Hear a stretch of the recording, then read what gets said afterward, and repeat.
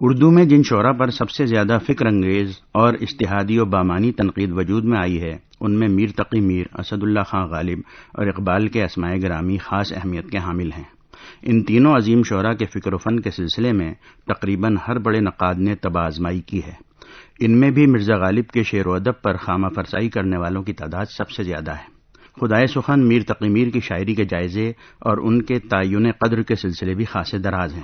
میر ان خوش نصیب شعراء کی صف میں شامل ہیں کہ جنہیں انہی کی زندگی میں قدر و منزلت کی نظر سے دیکھا گیا اور زمانہ قدیم سے ان کے کلام پر نقد و تبصرے بھی جاری ہیں۔ نقد میر کے ابتدائی نمونے ہمیں قدیم تذکروں میں نظر آتے ہیں، جن میں میر کے ہم عصر شعراء اور ادبا کے تذکرے بھی شامل ہیں، اور عہد میر کے بعد کے تذکرہ نگاروں نے بھی انہیں خراج عقیدت پیش کیا ہے۔ علاوہ ازیں قاضی عبدالودود، محمد حسین آزاد، مولوی عبدالحق، اثر لکھنوی، فراق گورکھپوری، سید عبداللہ، علی سردار جعفری، خواجہ احمد فاروقی، ناصر کاظمی، محمد حسن عسکری اور پروفیسر گوپی چند نارنگ وغیرہ نے بھی کلام میر پر اظہار خیال کرتے ہوئے ان کے کلام بلاغت نظام کی تعریف و توصیف کے ساتھ ساتھ ان کی شاعری کی مختلف اور متضاد خوبیوں پر خامہ فرسائی کی ہے۔ محمد حسین آزاد اور مولوی عبدالحق کے بیانات نے نقد میر کو ایک محدود پس منظر میں دیکھنے کی کوشش کی۔ سادگی، قنوتیت، دنیا سے بیزاری، غم و اندوہ اور دل و دلی کے نوحے، نیز 72 نشتر جیسے مفروضات نے میر کی ایک ایسی تصویر خاص و عام میں پیش کی کہ جو حقیقت کے منافی تھی، اور اس طرح کلام میر کی صحیح اور غیر جانبدار افہام و تفہیم ممکن نہ ہو سکی۔ بعد کے نقادوں نے اس کا ازالہ کرنے کی کوشش کی، جن میں محمد حسن عسکری، علی سردار جعفری اور گوپی چند نارنگ کی تنقیدی کاوشوں کو قدر کی نگاہ سے دیکھا جا سکتا ہے۔ مگر شمس الرحمن فاروقی صاحب کے ضخیم انتخاب شعر شور انگیز کی اشاعت کے بعد میر کے کلام اور ان کے صحیح ادبی مرتبے کو جاننے اور سمجھنے کی جو ابتدا ہوئی وہ دنیائے ادب میں خاصے کی چیز ہے۔ اس کتاب کی اشاعت کے بعد میر شناسی کے کئی نئے اور اہم باب واہ ہوئے، نیز عملی تنقید کے جو نمونے اس کتاب کے صفحات پر بکھرے ہوئے ہیں انہیں کسی طرح نظر انداز نہیں کیا جا سکتا۔ اس کتاب کے ذریعے میر کی عظمت جس سطح پر قائم ہوئی ہے وہ اس سے پہلے انقا تھی۔ شعر شور انگیز میں فاروقی صاحب نے عظمت میر کے جو نئے جواز قائم کیے ہیں اور اپنے دعووں کے ثبوت جس طرح کلام میر سے فراہم کیے ہیں ان سے کسی کو انکار نہیں ہو سکتا۔ اس کتاب کی بنیادی خصوصیت یہ ہے کہ فاروقی صاحب نے مشرقی و مغربی اصول نقد اور رجحانات و شعریات سے اصول نقد کے معیار کو بلند سے بلندتر کر دیا، اور بعض کلاسیکل شعراء بالخصوص میر و غالب اور ان کے معاصرین کے اشعار کی افہام و تفہیم میں بھی گراں قدر اضافے کیے۔ تفہیم غالب اور شعر شورانگیز کی عملی تنقید نے ہمارے کلاسیکی سرمائے بطور خاص صنف غزل کی باریکیوں اور نزاکتوں کو سمجھنے اور پرکھنے کی ایسی بنا ڈالی کہ جس پر آنے والی نسلیں بلند و بالا عمارتیں تعمیر کر سکتی ہیں۔ کلام میر کا جامع، منفرد اور دوسرے ادبا سے قدر مختلف انتخاب پیش کرتے ہوئے شمس الرحمن فاروقی نے جو لائحہ عمل اختیار کیا وہ نہایت معروضی اور مشرق و مغرب کی شعریات کے استفادے کی دین ہے۔ چنانچہ جلد اول کی تمہید میں فاروقی صاحب لکھتے ہیں، استعارے کے باب میں مغربی مفکرین نے بہت لکھا ہے، ان کے علی الرغم ہمارے شعریات میں استعارہ اتنا اہم نہیں۔ استعارے کی جگہ ہمارے یہاں مضمون کو مرکزی مقام حاصل ہے، لہٰذا آپ کو اس کتاب میں استعارے کے مقابلے مضمون پر زیادہ گفتگو ملے گی۔ فن پارے کے طرز وجود پر مغرب میں بہت لکھا گیا ہے، ہمارے یہاں بہت کم۔ یہاں میں نے لامحالہ مغرب سے استفادہ کیا ہے۔ تفہیم شعر کے طریقے کیا ہیں اور کیا کیا طریقے ممکن ہیں، اس سوال پر مغرب میں بہت بحث ہوئی ہے اور ہمارے یہاں بہت کم۔ یہاں بھی میں نے مغربی طریق کو اختیار کرنے میں کوئی تکلف نہیں کیا ہے، یعنی مشرق و مغرب میں جہاں انہیں اپنے کام کی آرا نظر آئیں انہوں نے بے جھجک ان کا استعمال کیا۔ مشرق و مغرب سے اس معروضی استفادے کی مثالیں ہمیں اردو میں شاذ و نادر ہی ملتی ہیں، اور یہ شمس الرحمن فاروقی کا ہی فیضان نظر ہے کہ اس طرح انہوں نے اصول نقد کی عظمتوں کو چھو لیا ہے۔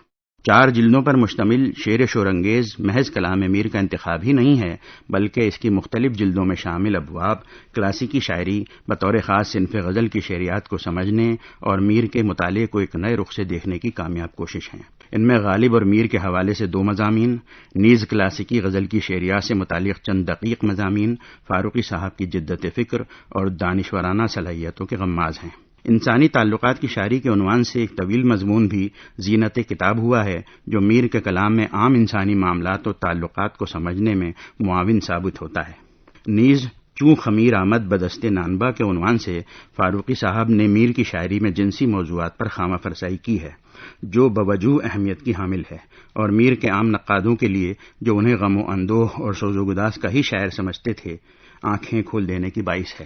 میر کے کلام میں عشق کے جسمانی تصور پر فاروقی سے پہلے محض چند اشارے ہی ملتے ہیں، مگر اس مضمون کے ذریعے عشق کے مذکورہ پہلو پر بنظر غیر روشنی ڈالی گئی ہے۔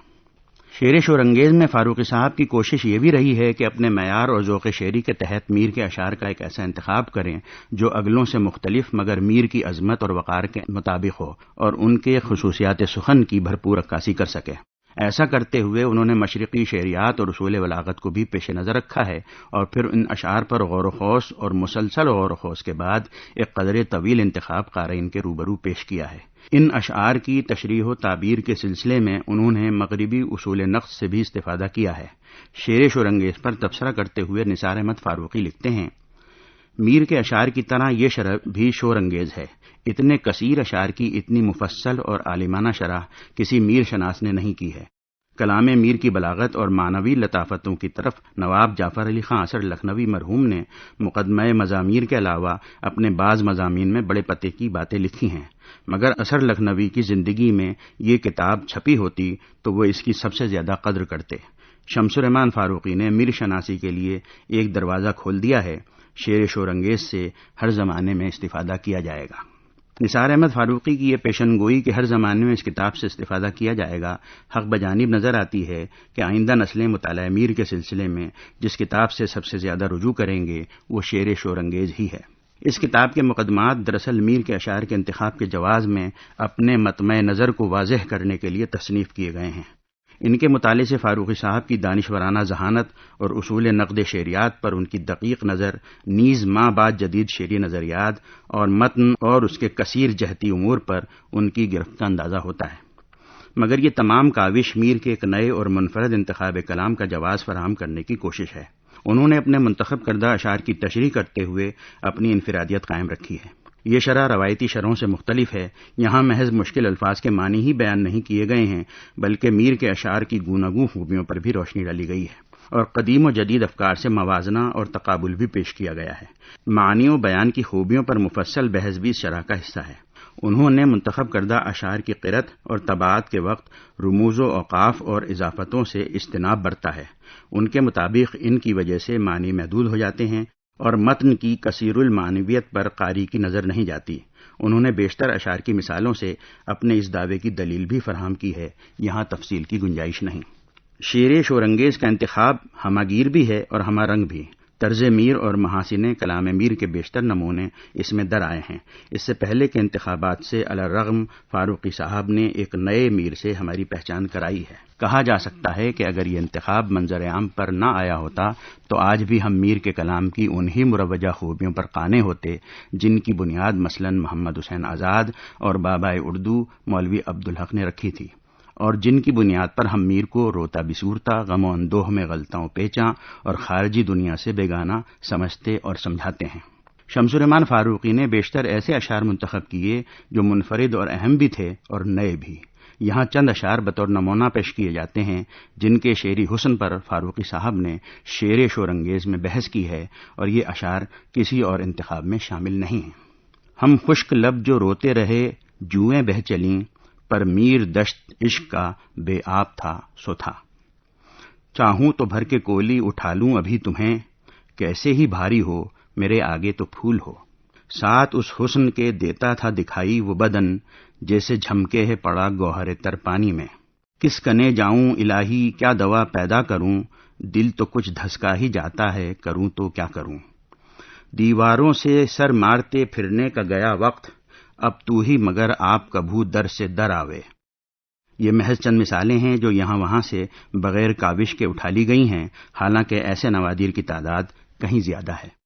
غرض ہم کہہ سکتے ہیں کہ شعر شورانگیز میں شمس الرحمان فاروقی نے کلاسیکی غزل کے اصول نقد بھی وضع کیے ہیں اور عملی تنقید کے تحت ایک اہم اور نیا انتخاب بھی اہل نظر کے حوالے کر دیا ہے۔ فاروقی صاحب کا یہ کارنامہ تفہیم میر کے سلسلے کی ایک اہم اور مستند کڑی ہے۔